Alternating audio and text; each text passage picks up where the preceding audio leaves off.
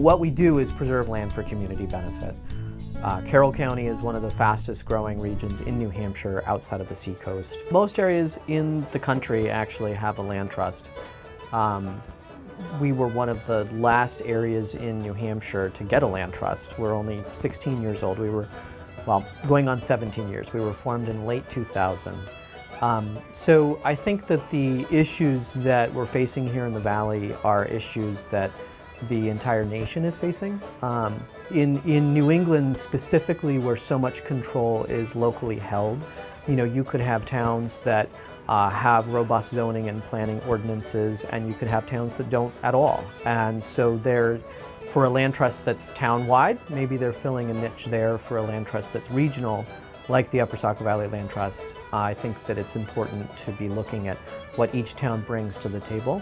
We can own land like any other landowner, and when a land trust owns land, they typically set it aside and don't build on it and don't develop any roads, don't subdivide it.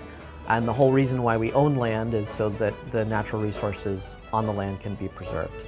And those can be agricultural resources, like we have an amazing breadbasket of excellent farmland soils in our region of New England. Some of the best soils in New England follow the Saco River.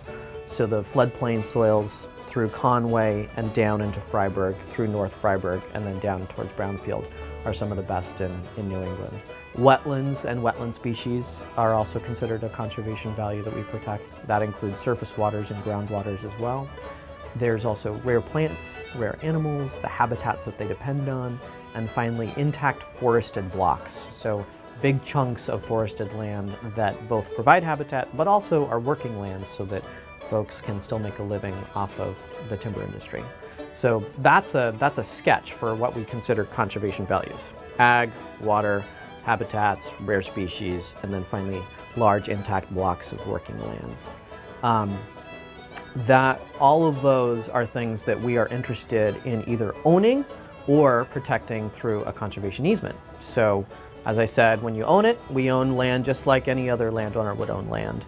A conservation easement is somewhat different. A conservation easement is where the land still remains privately owned by a private party, a husband and wife, an individual, an LLC, who knows, just a traditional form of ownership. However, they have severed the development rights from that property and basically given those development rights to the land trust. So they're promising never to subdivide, never to develop, and what we're in the business of doing is making sure that there's green spaces and beautiful places to be here in the Valley. That's why people are attracted to the Valley. That's why they want a second home here.